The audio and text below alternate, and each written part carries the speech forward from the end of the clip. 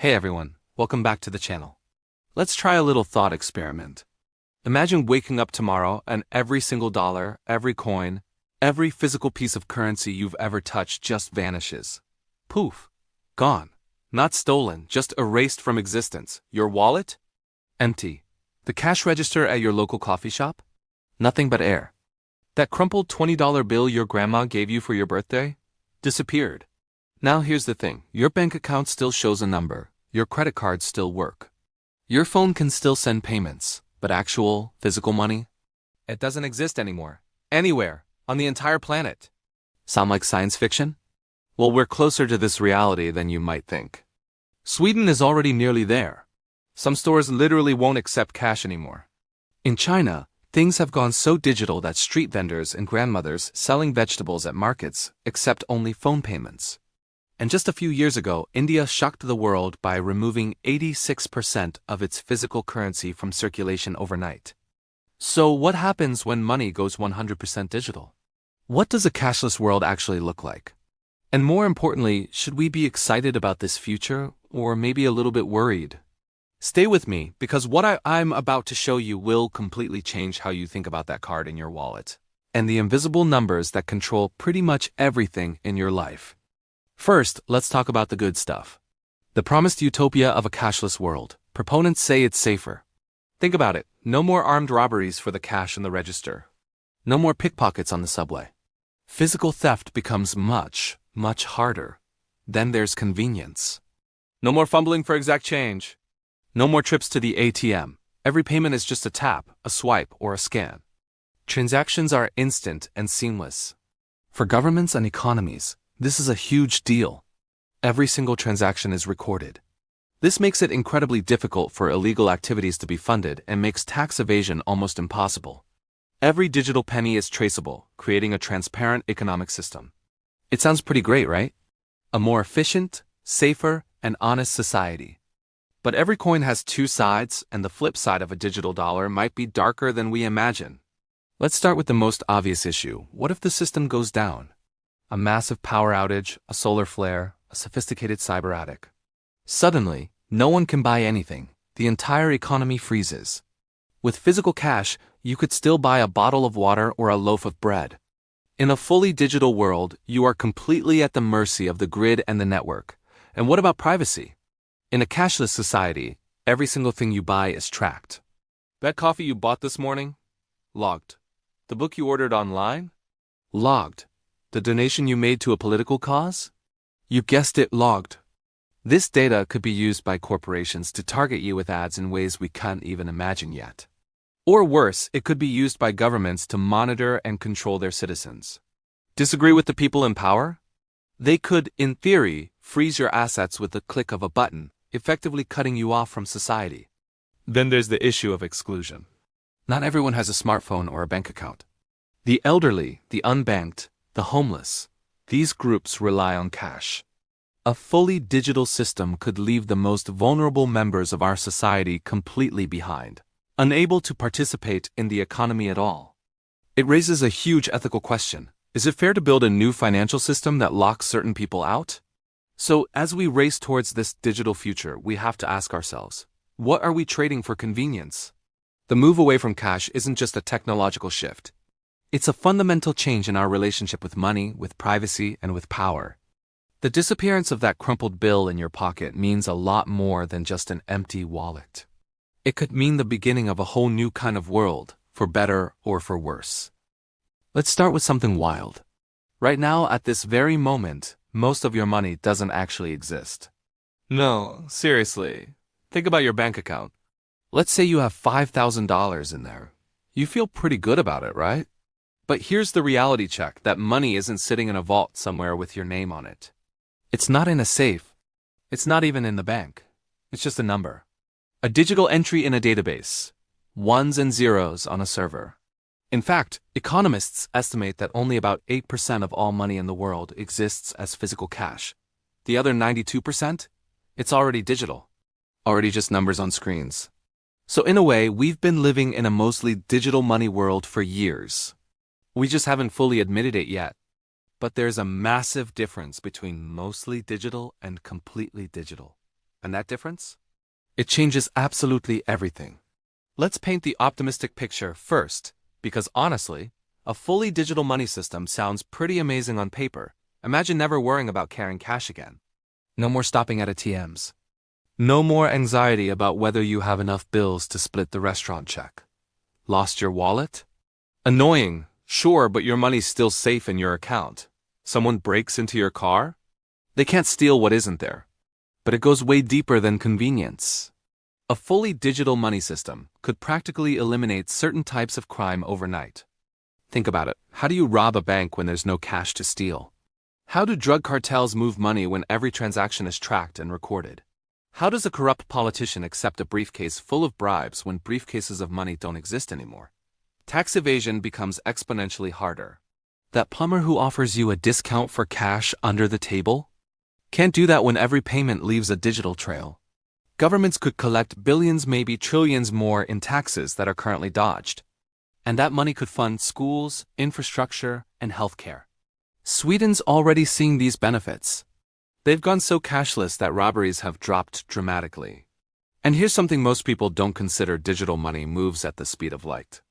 During the COVID-19 pandemic, remember those stimulus checks? Some people waited weeks for paper checks. But many received digital deposits in days, sometimes hours. In a crisis, a fully digital system means governments can put money directly into citizens' accounts instantly. No waiting. No lost checks. And for the unbanked? There are still about 1.4 billion adults on Earth without bank accounts. But most of them have phones.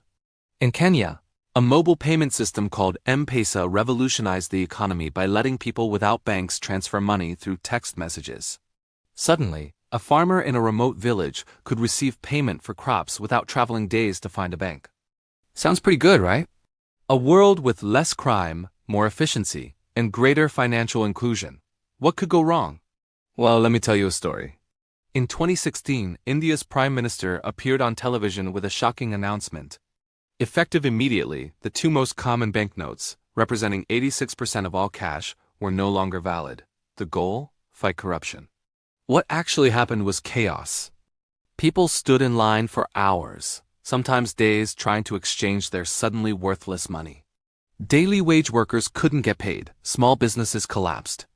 The informal economy ground to a halt. Studies suggest dozens of people actually died standing in those bank lines. This is what happens when you remove cash without a solid plan. Now imagine going fully digital, permanently, everywhere. Let's talk about something that should genuinely concern every single one of us: control. With physical cash, you have complete autonomy. That $20 bill in your pocket? You can spend it anywhere, on anything, and nobody needs to know.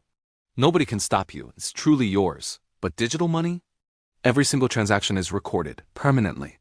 Someone, somewhere, knows you bought coffee at 8:47 a.m. and ordered Thai food at 7:23 p.m. Your entire economic life becomes an open book to banks, to tech companies, to governments. Maybe you trust your government today, but governments change. China has already pioneered a social credit system. The government monitors citizens' spending habits and assigns them scores. Spend money on things the government disapproves of? Bad score.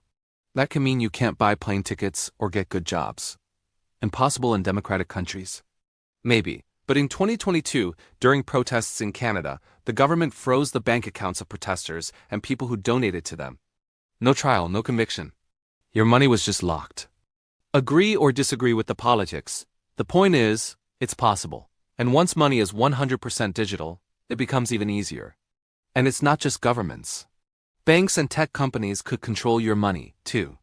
Algorithms might decide you're a risk and deny you transactions. Here's something else. What happens when the system goes down? Power outage? Can't buy food? Internet down? Can't pay for gas? Cyber-attack on the banking system? The entire economy stops. During Hurricane Maria in Puerto Rico, power was out for months. People with digital money couldn't access it. Those with cash, they could still buy supplies. Cash was literally a lifeline. And let's talk about who gets left behind. The elderly who aren't tech-savvy, the homeless. People fleeing domestic violence. Those in rural areas with poor internet. Right now, these people can still participate in the economy with cash. Remove cash entirely, and you could remove their economic existence. So the future of money is a double-edged sword. It offers incredible convenience and efficiency, but at the potential cost of our privacy, autonomy, and security. It's a trade-off we're all being asked to make, whether we realize it or not. Have you ever stopped to think about what digital money really means? It's more than just tapping your card or using Venmo. Right now, when you use those, you're in a system run by private banks. They're the middlemen processing everything. But a huge shift is coming. Meet Central Bank Digital Currencies. This is where governments get into the game, issuing digital money directly to you. China is already testing the digital yuan, and Europe and the US are exploring their own versions. Imagine your bank account isn't with Chase or Bank of America, but directly with the government. On one hand, this could be incredibly efficient. The government could instantly send out stimulus or adjust the economy. But on the other hand, it would give them unprecedented access to and control over your financial life. Every single transaction could be monitored. Then there's the wild card, cryptocurrency, Bitcoin, Ethereum. You've heard the names. They promise a decentralized world with no banks and no governments. Just pure peer-to-peer freedom, right? Well, it's complicated. Crypto is incredibly volatile, making it a terrible store of value. It's been linked to illicit activities, and the environmental cost of mining can be astronomical. And for all the talk of decentralization, a lot of power has ended up concentrated in a few large exchanges and wealthy holders anyway. So we're staring at three possible futures, one controlled by banks, one by governments, and one that's a chaotic free-for-all. Which one is best? Honestly, no one knows. And that uncertainty is exactly why we need to pay attention. The real question isn't whether money will go more digital. That train has already left the station. The real question is, should we get rid of physical cash entirely? Increasingly, even the most cashless societies are saying, probably not. Take Sweden. They went all in on digital, but now their own central bank is warning about the risks. They realized a 100% digital system is too vulnerable. If the power goes out or servers get hacked, the entire economy grinds to a halt.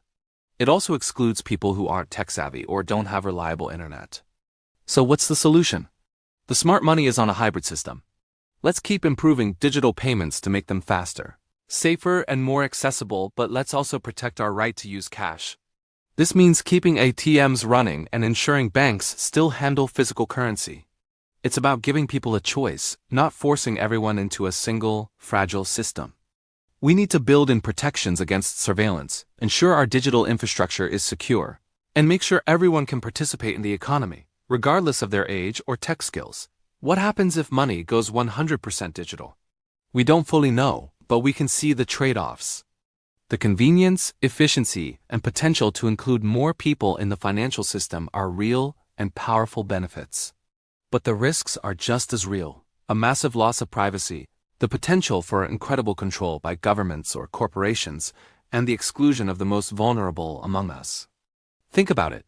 Money is more than just a tool for buying things. It's a technology of freedom.